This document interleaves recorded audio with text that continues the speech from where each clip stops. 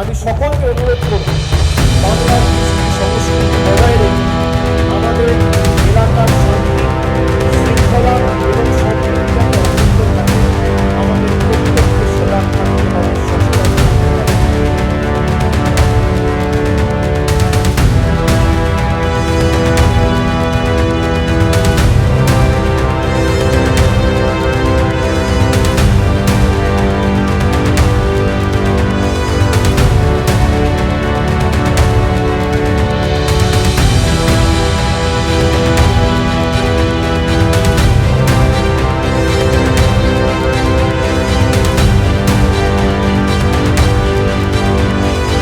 অনেকে রাজনৈতিকভাবে উন্নয়নের পরিসংখ্যানের মোকাবিলা না করতে পেরে বাংলাকে ধর্মের নামে ভেদাভেদ করে বাংলাকে অশান্ত করার চেষ্টা করছে।